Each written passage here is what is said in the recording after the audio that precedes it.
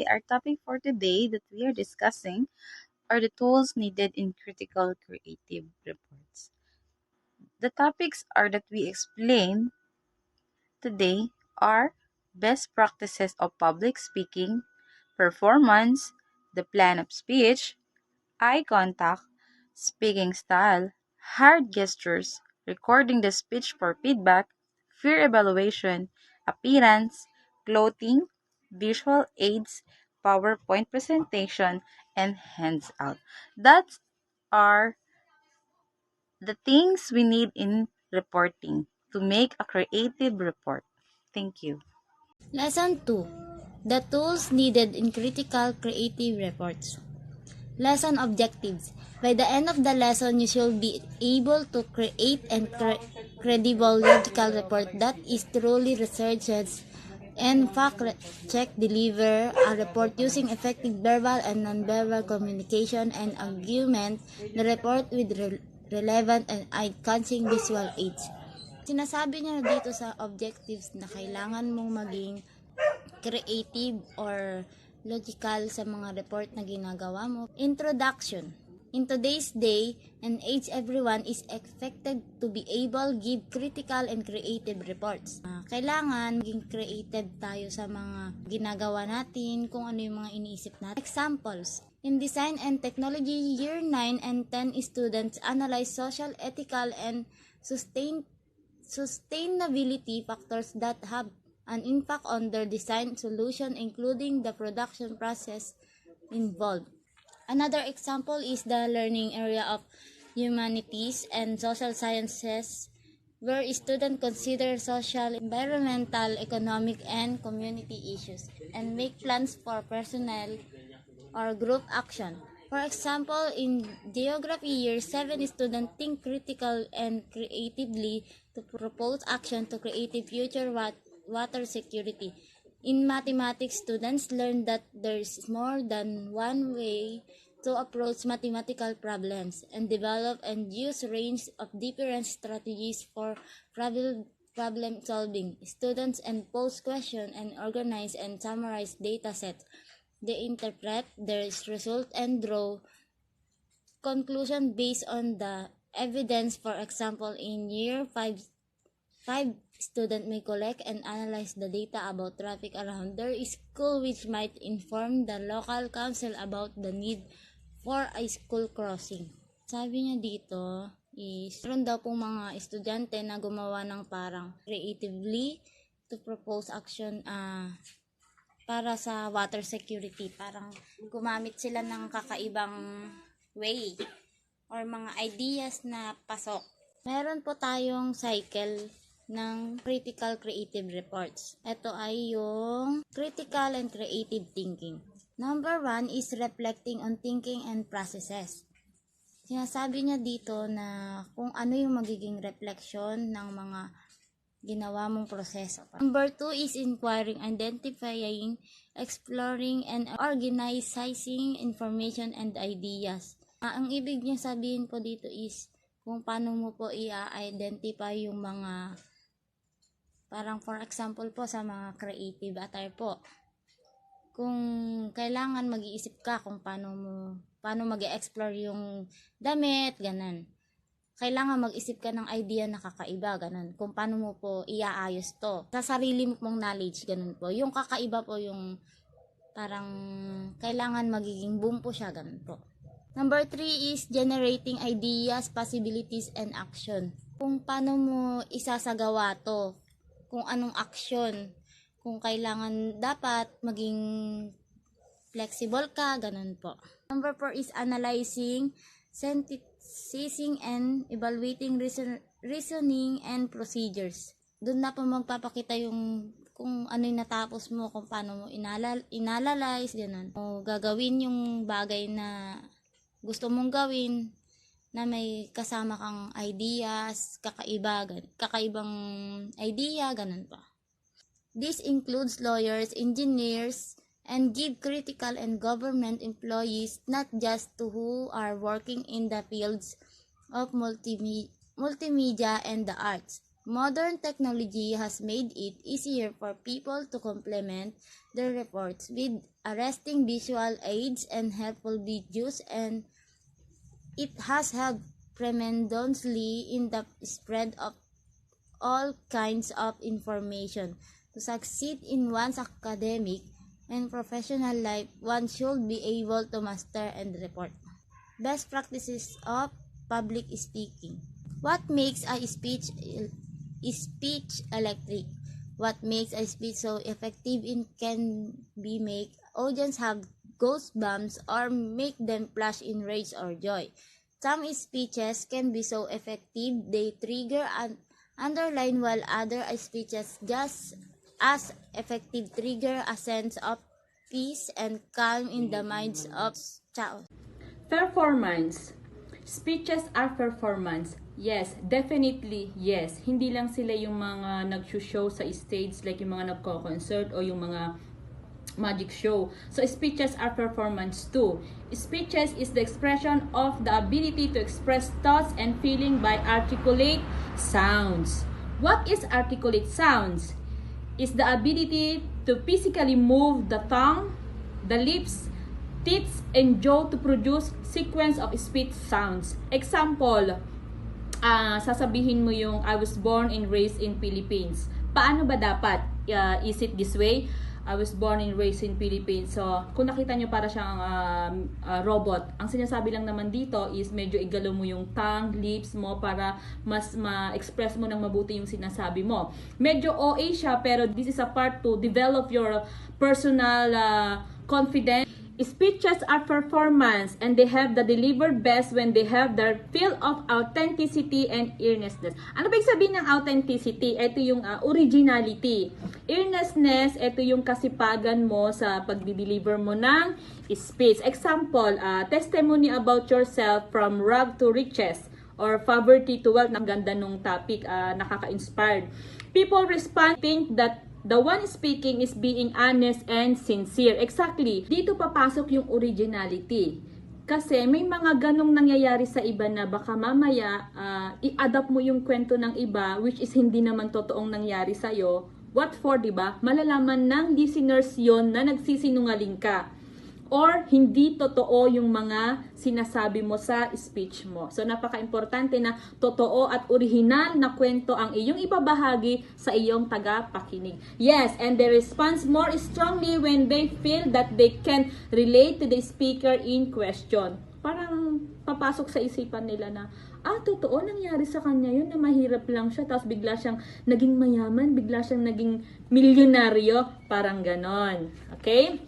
Nagkakaroon sila ng positibong pananaw, nakaka-relate sila, importante, know your audience, napaka-importante yon. Again, know your audience. Example, ang mga guests mo o ang iyong mga tagapakinig is papasok sa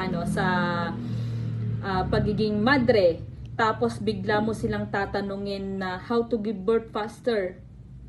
Sa tingin nyo, relate yun? So, it's foul, hindi siya relate. Instead of asking that, pwede mo silang tanungin na, when did you decide to enter nunhood? Okay, next. Tips on speech development. Number 1, deliver a performance rather than speech. Ano ba ang mahalaga, yung performance mo or yung speech mo? It's depend upon the situation or as the need arises. Ganda kasi kapag ka nag-perform ka, delivering your speech, nag-enjoy ka, huwag kang magpakita ng worries or kaba. Yung iba kasi kinakabahan na baka sila mahusgahan or pagtawanan, lalo na sa mga first timer na katulad ko. Actually, itong ginagawa natin, this is one exercise para ma-develop natin yung sarili natin kasi this is also example public speaking pero ginawa nating online. Anyway, this is also an exercise to develop.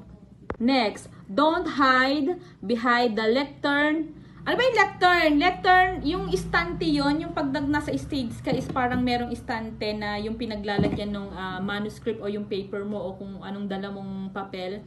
Pwede doon. Yun yung tinatawag nating lectern. Pag speaker ka kasi, usually meron talagang ganun. Pero ang sinasabi lang naman dito is kung po pwedeng pumagitna ka, para makita ka nila as whole, huwag kang magtago lang doon para ma-expose mo yung sarili mo sa audience mo. Doon naman papasok ang posture matter. Yes, if you have the confidence with yourself, then posture or bearing also matter. Say to it that delivering any form of message, make sure that you are in the proper posture and bearing. Hindi lang yung nakatayo ka dun sa lecture mo o kailangan tumayo ka din sa harapan ng audience, medyo maglakad-lakad ka. Alam mo yung confident ka sa sarili mo na dinideliver mo yung speech mo with all honesty and sincerity. Vary your cadence. Iba-iba ang iyong ritmo o rhythm. Ano ba ang connection nito sa speech? Give a shape of sentence, an idea of length of sentence. It also make mark to the beginning and end of phrase, vocal change, breathing pattern, pause, pitch, and intensity. Overall, the sense of movement of speech. Exactly. Kapag medyo tense yung sinasabi mo, act like at parang tense. Bigyan mo lang ng volume yung speech mo. Hindi naman yung ako ay Pilipino na pinanganak dito sa Pilipinas. Para kang robot na nagsasalita. So, kailangan i-enjoy mo lang and relax. Sa umpisa lang talaga nakakakabaw. Pag lagi mo na siyang ginagawa at may exercise mo na yung sarili mo, may express mo na siya, magkakaroon ka na talaga ng confidence sa sarili. Next, tell compelling stories. Stories, brief, relevant stories. Magbigay ka ng example ng mga short story na talagang makaka-relate yung mga listeners mo or talagang relate dun sa topic. Kasi para naman hindi boring or magkaroon sila ng mas malalim na idea dun sa tinutukoy mong topic. Hindi kinakailangan mahaba, brief. Next, speak about what you know and care about. Kung gawin kang speaker, sabihin mo kung anong nalalaman mo, experience mo, knowledge, at pahalagaan mo ito. Say the truth and you will be creating your own image. Exactly. Kasi kapag ginawa kang speaker at medyo kasinungalingan ang iyong sasabihin, most of your listeners ay hindi maniniwala sa iyo at probably hindi ka na rin gagawing speaker. Napaka-importante na totoo at base sa katotohanan ng experience mo ang iyong ibabahagi. Next, how to plan speech. Number 1, define your purpose. Identify your specific purpose. Is your purpose realistic, timely, acceptable to the organization? Are you the right person to present it to this specific audience? Exactly. Kung may nag-invite sa'yo para maging speaker sa ganitong sitwasyon o sa ganitong audience, kung feeling mo karapat-dapat ka, and then go. Kung feeling mo naman hindi ka karapat-rapat, then wag mong i-push yung sarili mo. Number 2, analyze your audience. Learn as much as you can about your audience. Napaka-importante doon na alam mo kung sino yung mga audience mo. Number 3, determine the audience size. Public speaking, napakaluwang kasi noon. Meron din naman yung small group, 5 to 20, medium, 20 to 100, large. Next, determine the audience composition by age, gender, political affiliation, social status, education background. Napaka-importante din yon. Okay? Know why they're gathering. Is it social gathering, educational development, professional development, decision making, annual convention? Okay? Next, establish your main claim and supporting material. Your claim, also called a thesis. Statement is a clear and focused proposition about a general topic. Don't say, today I'm going to talk about legislation that can have a great impact in your community. That is your topic. Instead, today I'm going to tell you why passing this school bond is necessary and financially prudent, and I'll show you how we can make it sure it wins approval. Next, assemble your evidence. Material that explain or establish the validity of your claim. Example of evidence: facts and figures, statistic evidence, stories and description, history. Napaka-importante na ang sinasabi mo sa audience mo is may basihan ka, merong katotohanan. Next, choose a simple structure. A commonly used and a simple structure has 3 main parts. Number 1, introduction. Number 2, body. Number 3, conclusion. Introduction, roughly 10% of presentation. Gain the audience attention. State your main claim. Body, roughly 80% of presentation. Explain, clarify, or affirm your one main point. Yung pinaka-topic o pinaka-highlight ng topic. Number 3 is conclusion, roughly 10% of presentation. Provide a note of finality. Sabi lang naman ng report natin, although may mga tips tayo, is kailangan pa rin ma-exercise natin yung sarili natin kung paano ba tayo manalita, paano natin express yung sarili natin. Kasi by doing this, mapapractice natin o madidevelop natin yung sarili natin kung paano ba magsalita or paano ba maging speaker sa publiko. That's all. Eye contact. One way of coming across as the authentic is the ability to make a good eye contact with the audience and to speak in a manner that touches them. Ito yung pag nagsasalita ka na nakatingin dapat sa kanila para maramdaman nila yung gusto mong sabihin, ipahiwatig lalo na sa mga kausap mo para naiintindihan nila. Speaking style. Different people have a different speaking styles, and one can find one's personal style through constant practice. Some people seems to be more effective when they come across as calm, trustworthy, and reasonable, and their hand gestures seem more open and thoughtful.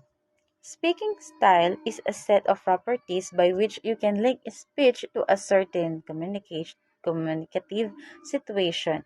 This situation is multidimensional, like content. This is maybe news, poem, or dialogues. And the other one is speaker. It's the habits or the way his personality, etc. Situation is depende kung maingay sa isang lugar. Kaya minsan malalakasan mo yung boses mo sa kausap mo kasi hindi mo siya marinig, or pag malayo, pag malapit naman mahina. Yun yung mga speaking style. Minsan malambing, minsan masungit, minsan pabebe. Yun yung mga speaking style na ginagamit ng bawat tao. Bawat isa, kasi ang speaking style is dinidepende mo sa kausap mo. Depende na rin sa sitwasyon. Yan yung mga example ng speaking style. Are four basic methods of presenting a speech. Number one is manuscript. Ito yung may script ka kasi hindi mo kabisado yung sasabihin mo. At least meron kang may sisilip na konti para naman hindi ka mautal-utal sa speech mo. And the other one is memorize. May mga tao kasi na mas gustong mine-memorize para deliver na lang sila ng deliver sa pag-i-speech nila. And the other one is extemporaneous and impronto. Impronto is yung biglaan na lang mapapasabak ka na mag-i-speech ka, magiging speaker ka. At yun yung mga kailangan dapat na paghahandaan kahit na biglaan, at least may masabi ka kahit konti. Each has a variety of uses in various forums of communication.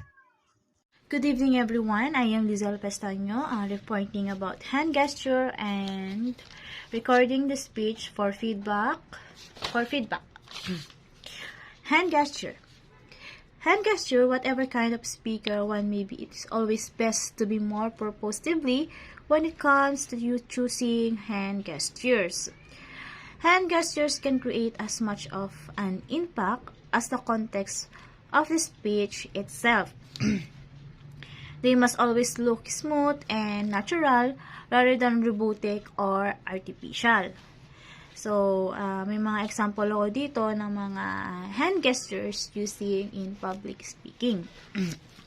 Number 1 is like this. 1, 2, 3, 4, 5. Ang tawag po dito ay listing. So, ito yung pinaka-easiest and most basic hand gestures na ginagamit sa public speaking. And anytime you say a number, you can list it with your hand. with your hand like this. 1, 2, 3, 4, 5. Let's see the example how you can use these gestures in your speech. Number 1, you need the skill to control anxiety. Second, you need a good PowerPoint presentation. Third, skill of maintaining eye contact. Fourth, art of telling stories. Number 5, and lastly, is using humor. Kung mapapansin nyo, ginagamit ko yung mga kamay ko para makuha yung attention ninyo. Kaya kapag magdadagdag kayo ng number sa inyong presentation, siguraduhin yung gagamitin niyo kayo ng mga hand gesture na listing ang tawag.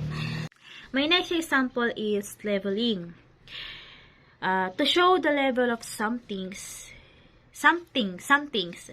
Itong gesture na ito ay madali lang ma-determine para may pakita literally what level something is. For example, high to low.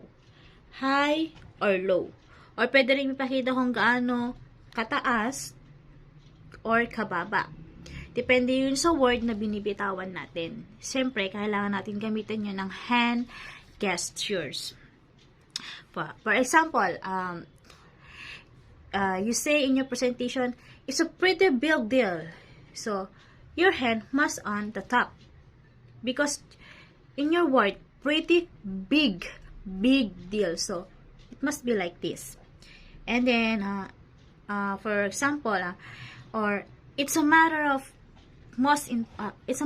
least important. So, in your word, it's a matter of least important. You should label your hand gesture like this. Your hands like this. Or, pwede rin isa pang example, magsisimula tayo sa introduction. Then, move tayo sa structure. And then, we conclude. Next example is, this example is very popular gestures.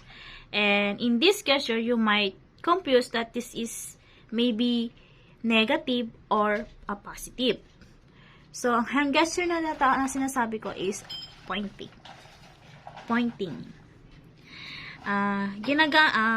Sa pagpo-point kasi natin, kailangan natin gumamit ginagamitan natin ito ng caution sa pagsasalita. Kasi, minsan, ayaw ng mga tao na pinopoint natin sila. Especially dito sa atin, di ba?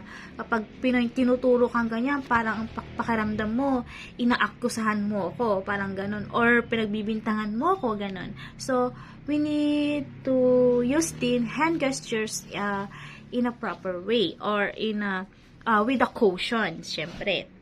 For example, using your hand gesture.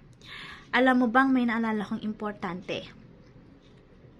Or you could say, this is one important. Or another example is, let me tell you something. Something like that. Another example is this and that. Wherever you want to separate two different ideas or two different things that you're saying, you can use your hand gestures to represent that, this and that. For example, I might say, we are totally different from them. Using my left hand when I say we, and using my right hand when I say them. Kaya ito yung mga way para maipakita. Maipakita natin yung distance between two things or separate ideas. Pwede din gamitin natin ito ng when we describing a place like dito or doon, or in a sizes, malaki, maliit. So, using my hand gesture like this and that. Ayan. Another example is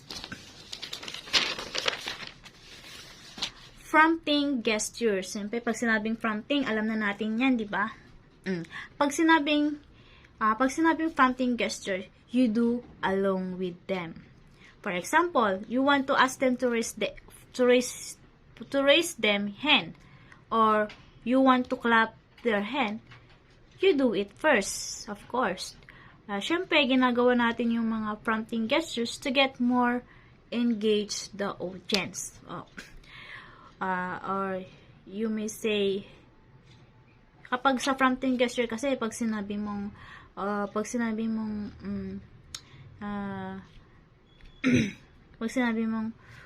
who want 32 million? Syempre, ikaw na speaker, kailangan pangunahan mo para syempre ma-engage natin yung audience mo, di ba? Yan. And then the last example ko dito sa hand gesture is supporting gesture. So your gestures should support your words. For example, may sinabi ka pero yung kamay mo naman is nagsishake, nanginginig ganyan. Or di kaya hawak o di kaya kinukulikot mo yung mga batones mo or something in your body, ganon. Or di kaya may mga sing-sing ka, nirol-roll mo na ganyan habang nagsasalita ka sa harapan ng audience mo. Syempre, mababaling yung attention nila sa mga ginagawa mo. Imbes na makinig sila sa pinipresent mo sa kanila, hindi na, kasi nakapokus na sila sa ginagawa mo, sa mga mannerism na ginagawa mo sa harapan nila. Syempre, probably you are taking them away from your presentation. Ayun. And next is recording your speech for feedback. One of the best practices on public speaking is to videotape speakers and then have these speakers and watch themselves. It may surprise them that they use hand gesture and mannerism that distract from or lessen the impact of their speeches. Tulad nito, nasa latest na po tayo ngayon. May mga cellphone na tayo na may picture sa harapan. So, mas madali na lang sa atin na i-video yung sarili natin using our cellphones para, syempre dito, para makita natin kung paano natin na-deliver na yung sinasabi natin in the front of the audience.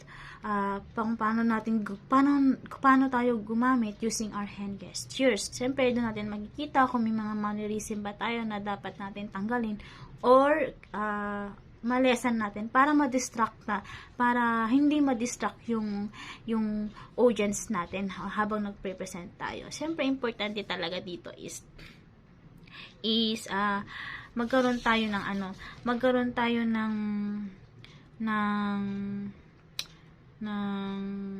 we need preparation and practices and the gesture natin maging smooth and natural lang tayo sa harapan ng ating in front of our audience. So, we do videotape is to it's give us to more confident na, kaya ko nang humarap sa tao kasi ganito pala itsura ko habang ako yung nagpe-present, ganito pala yung hand gesture ko, ganito pala yung mga action ko. So, at the end of the day, we need more presentation, we need more preparation and practices sa ganitong malaking tulong yung ganitong kailangan natin magkaroon ng feedback sa ating sarili para napapanood natin yung hindi lang yung ikaw yung pinapapanood kundi pati ikaw mismo napapanood mo yung sarili mo yun sa ganitong pamamaraan. So yun lang, bye po.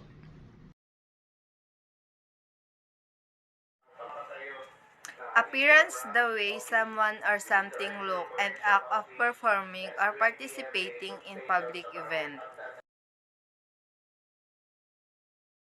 Peer evaluation is the network carried out by one or more people with skills similar to those of the procedure of the work. Peer evaluation can be defined as the review of the writing piece done by the people who possess some knowledge of the subject in which the written pieces is written. Hello, good day. Topic is about clothing, cloth, and grooming and personal hygiene. First, I'm going to discuss about clothing. What is clothing? Clothing is a traditional audiences often call for formal clothing like suits or long sleeves, just like that. For for men, this would mean adorning or wearing a suit and tie at the most formal level, or the very least, the use of long sleeve, button down and slacks, and leather shoes. The Philippines, in the Philippines, the use of barong and slacks is acceptable. O sa mga kalalakihan, nakasuot ng suit at necktie. At dapat formal yung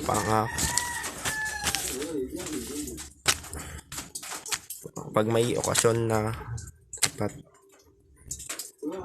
mga formal o paggagawa ng speech o pag nasa event, mga event. For women, pantsuit or formal coat and skirt ensemble should suffice meaning being enough. In less formal instances, as a dress or blouse and skirts or slacks outfit should do as well. Yun nga, yung pwede ka rin magsuot ng dress, blouse, skirt para maging kaaya-ayang tingnan. Grooming and personal hygiene. Good grooming. In addition, good grooming is a must. Kailangan na kailangan. And that extends to one's hair to one's nail. Simula pantaas hanggang sa ibaba. Dapat ayos kang tignan. As long as looks near and clean, that should be enough to satisfy most audiences requirements. At para ma-attract sa iyo yung mga audiences or nakikinig. For girls requires to wear more or less makeup, don a hijab, or wear high heels in these instances. It is always best how the cultural expectation of the audience and the venue. So sa mga kababaihan, requires kailangan magsuot ng makeup o sa mga Muslim ganon, doon ay hijab yung mga nasa ulo nila. Nang tatakip.